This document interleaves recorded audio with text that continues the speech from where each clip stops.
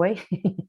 Okay, I have to say that the chapter in the book was written mostly by Samuel Rémiard-Boilard, who is the new professor of our school, who is going to take over of the MADA research team of Quebec, because we had a lot of resources, and we didn't. When I took my retirement, I didn't want it to fall down. So the university and the School of Social Work had hired Samuel, who is a real good scholar. She did her PhD in England with Chris Phillipson. So she's going to be the follower of that, and I'm very happy to present her. There's also a young scholar whose name is Mario Paris.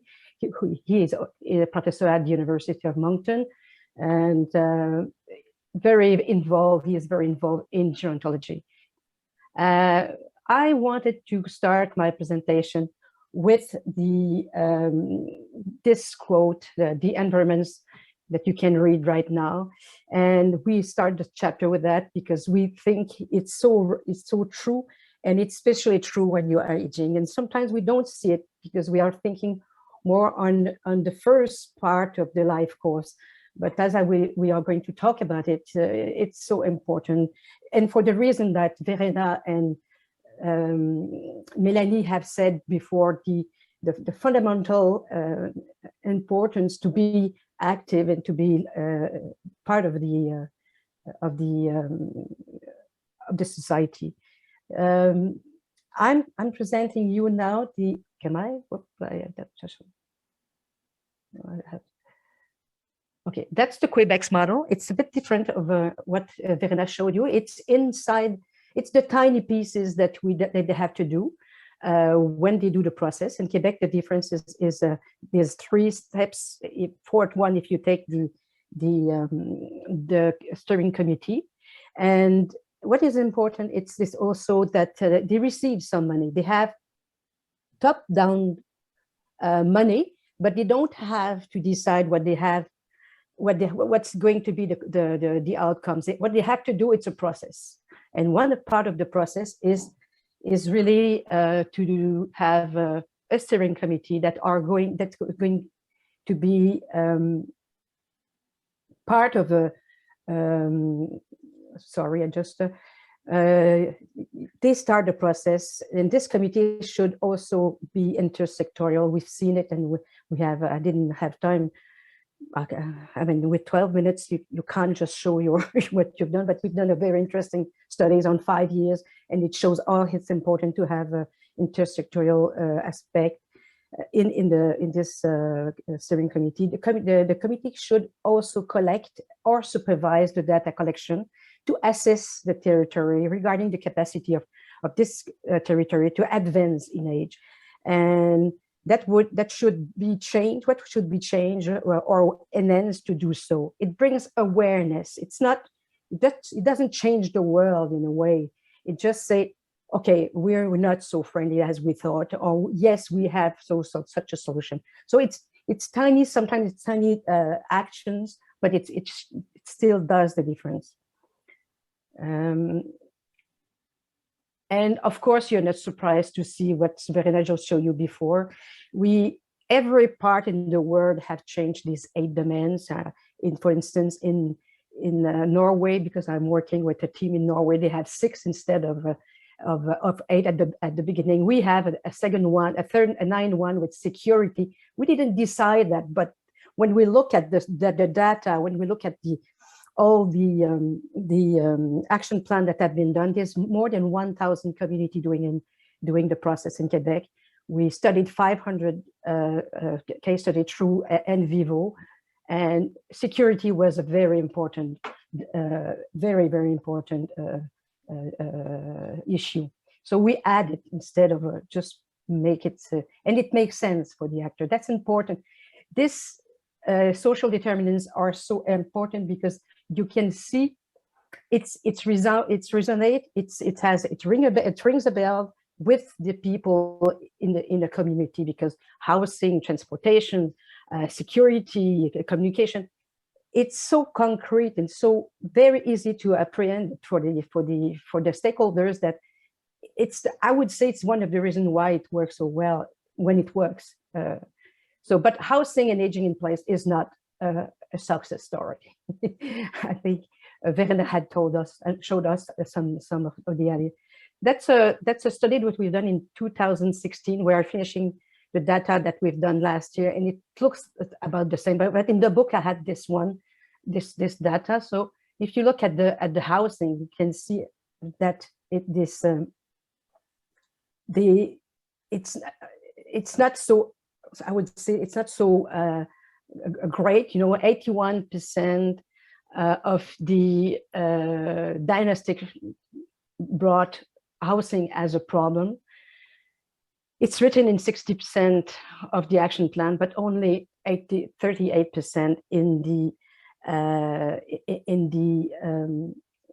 implementation. And when we look at the action plans, we could see that it was small things. It was like sometimes it was just to put the name, or to have a small booklet to have all the resources on housing in a territory, but still that we could see that some of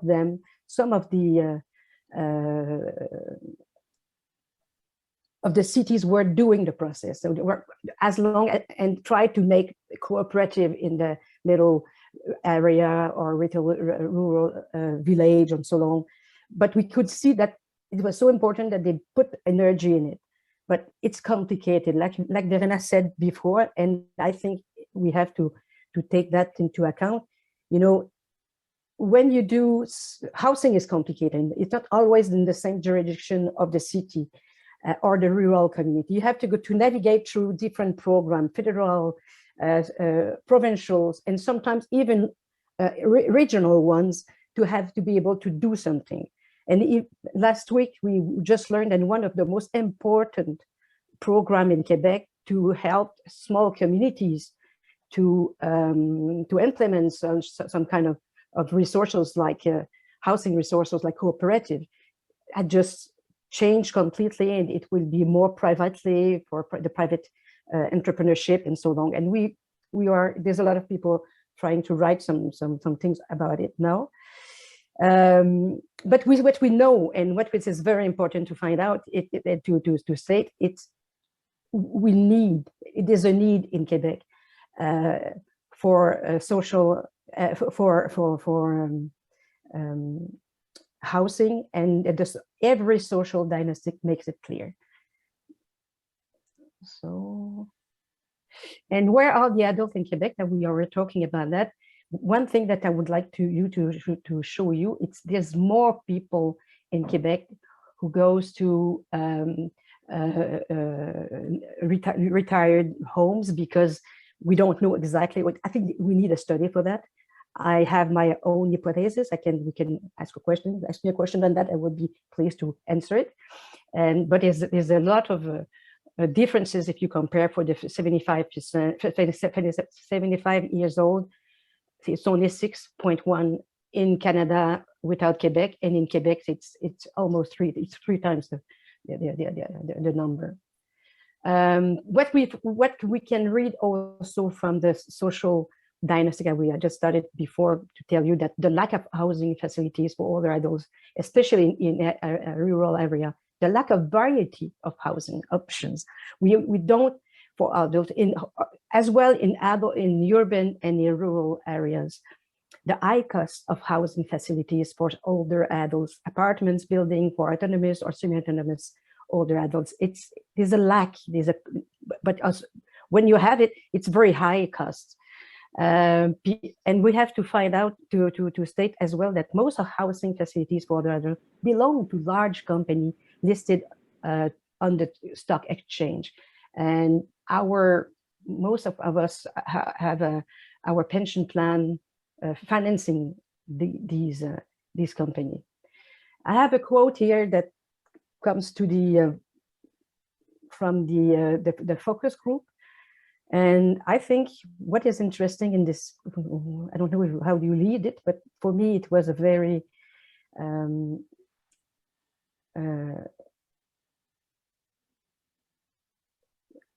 I still, when I read it, I still don't feel very good. I mean, I think it's very harsh, but it's the situation. And why I did take this quote, it's because when you do your social diagnostic as a steering committee, you put those kind of information and bring it to the mayor, bring it to the stakeholders in the city, and it makes them think about the effect and the reality that they have to face and about aging. And I think it's not, it's something that we should do better, because we have to present real situation for those stakeholders. And that's one of the good, I can give you many examples with bench in the cities that the social data diagnostic was not even finished, or it was not even published, but the bench had been changed to because the seniors could say things very clearly with quotes like that, and it helps. I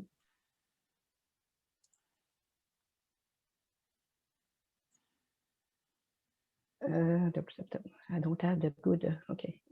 One of the reasons why we are so lacking, the lack of retirement home, it's one of the reasons, it's because there's a reduction of the small retirement because of the new norms of accreditation. They wanted to be safer, but what happened, it's for the law changed, and we observe a small retirement home that just almost disappeared, as you can see here. And I think it's even worse since now we have colleagues working on that at the research center in Sherbrooke, and they have new data, and I think and we're going to see it soon. But meanwhile, you can see that that's just the opposite for the huge retired home that are mostly private and mostly on stock exchange.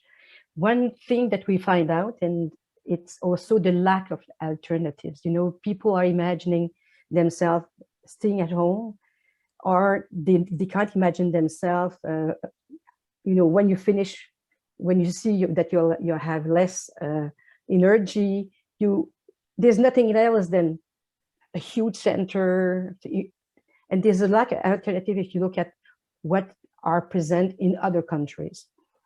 And what was interesting, it's because we were working with stakeholders on the project, and they were asking us, is there any other thing that we can do? And we worked with the Espace Muni, and we made a booklet or a little book that we can show 5 different housing models.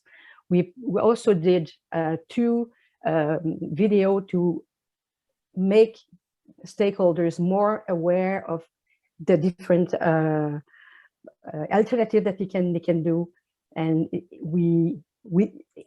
it sounds that it changed things, because we could see that more people. I was talking with the person who had start this cooperative, which is called La Brunante, and he said to me that's in the last 2 years they received more than 100 person communities that they wanted to see what they done, how they can do it, and so on. But the program in which they were doing it, it's the one who had been changed last week. So, and it's complicated, but in the booklet, in the book, the people could also find ways where to get the money and so on. We did also, because we wanted to be sure that was the promoter are going to be the real citizens. So we made 4 little I would say tools and one for the group of citizens to promote project and how do you do it, and what kind of law, what kind of rules they want to have, and what is the implication. We worked with a Belgian architect on that, and you can find it at this website there. And the guide also, we have a new guide since the beginning of 2020, and we put a lot of energy on why it's so important to have a housing policy and what they have to develop and so on. And now the government works now with an NGO who is called Vivre en Ville, which is very interesting because it helps the city. They have a contract with the government to help cities to help building those kind of new resources, housing resources. But still, the need is immense. And sometimes I'm discouraged. I just say it takes so long, and reading in the book, because I'm telling you, it's a good book. I still learn a lot myself reading it. And I just felt, I came across to the personal reflection of Margaret Gillis, and she was asking the question, if you were to write a convention for the right of older adults, what rights would you include? I would say right for affordable, adequate, and accessible housing option for elderly. And I think we were talking about top-down and bottom-up approach. I think MADA, the Municipalité Amis des Aînés, or EFCC in Quebec, there's a lot of things on bottom-up approach. They try to do those things, but it's not enough. Even if we have good policies, I think the gap is so huge. We have to start to think about having a convention for right for adults. Thank you. I did my best to put it. That was just great, Suzanne. Thank you very, very much. There's lots of resource links that were in your slides, and yeah. I just said I couldn't present the 5 alternative home because I wouldn't have time for that. One would take.